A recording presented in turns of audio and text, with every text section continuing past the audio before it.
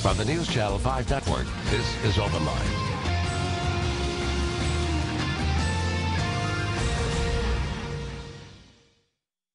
Good evening and welcome to Open Line. This is Ask the Attorney. I'm your host, Amy Rao Mohan, and this is your chance to be able to ask attorneys any type of question that you have, whether it's civil or criminal, family law, contracts. Hopefully we'll be able to answer all of those questions for you. And tonight we have a guest, Kevin Kennedy. My pleasure. Amy, as always, to be with you. From the Kennedy Law Firm in Clarksville. And really this is an exciting opportunity for people to call and get free legal advice. Yes. You know, the great thing about the show, and I always appreciate you hosting and appreciate Channel 5 being able to broadcast this, because, you know, knowledge is power.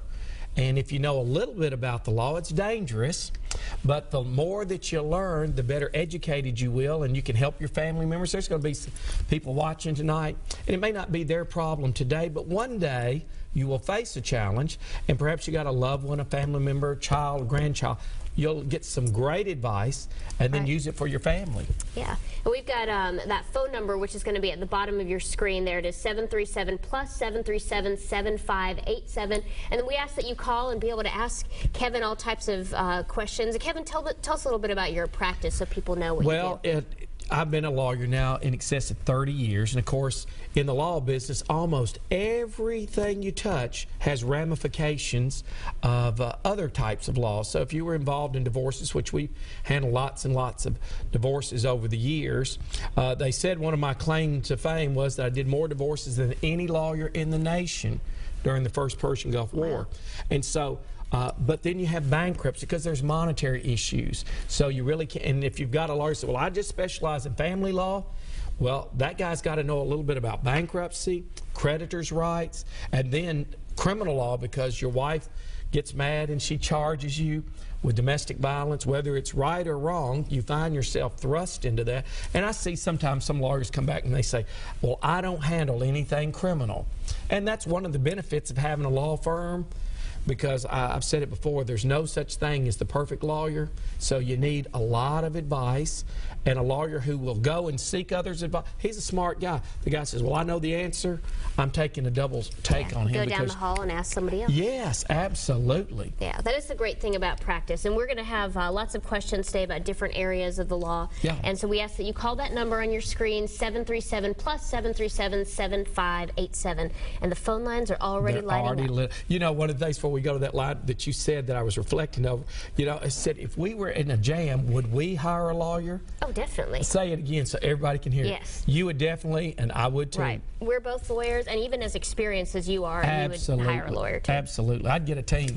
All right, well, the first caller is probably the best one, because you know what her name is? No, tell it. Amy. Amy. Well, hi, Amy. Can we help you today? Yes, I was calling. We had bought a car from this girl, and it had been totaled out, and she had it fixed where it would run. And now we know that it's been totaled, and she knew about it. Could we sue her to get our money back? A great question. Here's where we go back to our Latin for the night. Caveat emptor. Let the buyer beware. So, if this person made some implied or expressed warranties that this car has never been wrecked, then that's a fraud. And that's committing fraud on the consumer.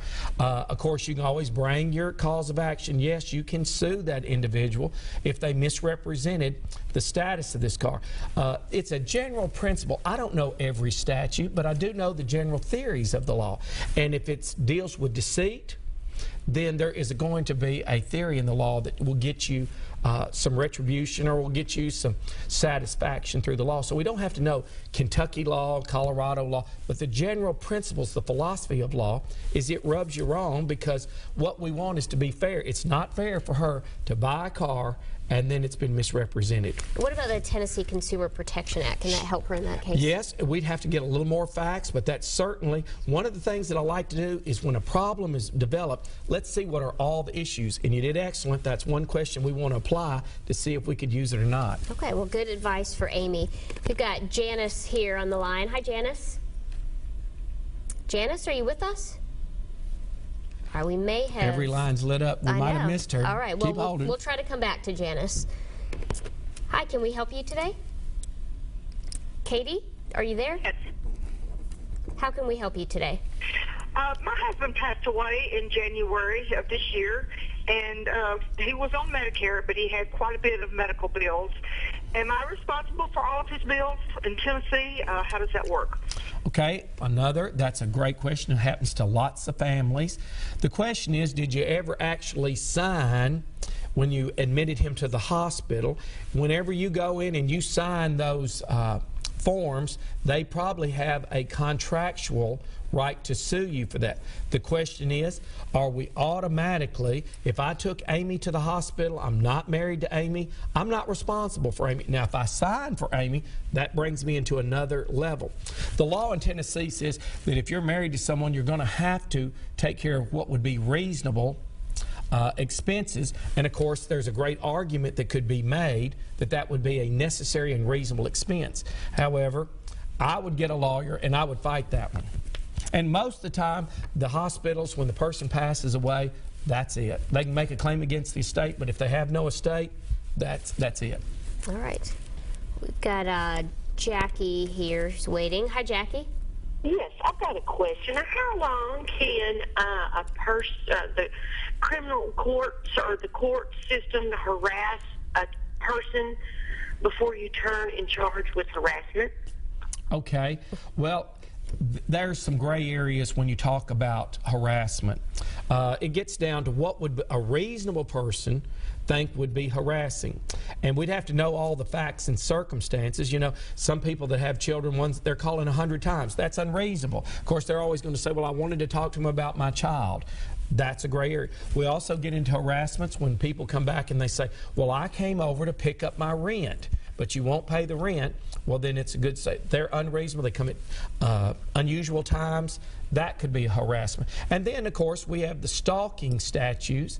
It's a criminal statute. If someone just kept coming by, you say, look, I'm not going to deal with this. We have several rights as Tennesseans, and I'd go get a criminal warrant. So it's not necessarily the amount of time that elapsed, but how many times they actually were harassing you, and then that's an interpretation. The DA would call it. They may give you a magistrate, and he'd say you don't have enough, but if they come again, then we're going to file a warrant.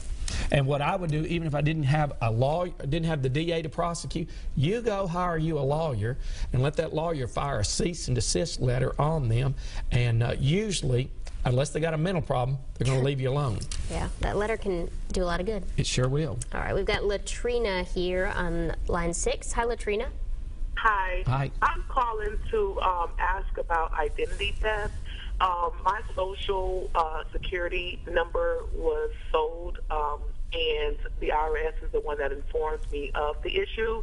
And so I would like to know, how do I go about filing Chapter 13, or if Chapter 13 is what I need to file, what will I need to file to better my credit? Well, Chapter 13 is a bankruptcy. Chapter 7 is a bankruptcy. I don't know if that's what you need to do. For the viewing audience, identity theft is real. It happens to the rich and the poor. And so, you know what? You say, hey, I want to report to one of these credit bureaus that my identity has been stolen. And, of course, we have people that get sued all the time say, I didn't have a credit card at Chase. And so they have to hire lawyers. I would try to check with the credit bureaus and alert them all that you've received information that has happened. I'd also try to cancel my credit cards and get new credit cards issued immediately. I'm telling you to take a proactive approach rather than a reactive. And you say, well, look, I don't know how to do all that. Well, the odds are someone's going to sue you, or they'll get you somewhere down the road. You know, they can go get a new Social Security number, they can go get a driver's license, and there's somebody running around with Amy Rao, and you say, I've never been to Minnesota. Yeah. And everybody's going to say that when they get us. Yeah. All right, I think we've got Janice back on line 2. Hi, Janice. Hello. Hello, Janice. I'm here. All right, how can we help you today? Okay, I had recently bought a house, and the lady that came out and inspected the house said everything was okay.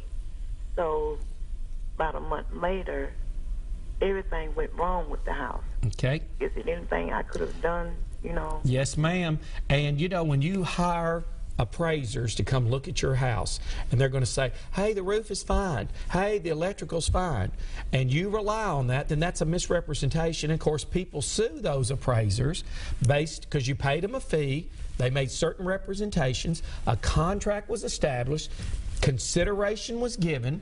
Well, then you're damaged. So the question is, how much is the damage? You may have to go get some expert electricians or plumbers and say it'll cost $10,000, $15,000 to repair it. Well, then you may just fire on that. And probably that appraiser has some insurance called errors and omissions. If they made a mistake, then your lawyer perhaps could just negotiate with the insurance company and get a reasonable settlement. Okay, so she may have a cause of action. Absolutely, you can get ripped off based on those representations. It's another good time. Have a spouse with you when you're talking to these guys, whether it's at the car lot or at the real estate office. Someone with you, because both of you. It's not only powerful to have a witness, but it's also just for the discussion, so we can say, this just doesn't sound right. And are you sure the plumbing is good? Are you sure this car has never been wrecked? Good advice, and we've got plenty more coming up, so please call that number 737+, and we'll be back with Kevin Kennedy coming up.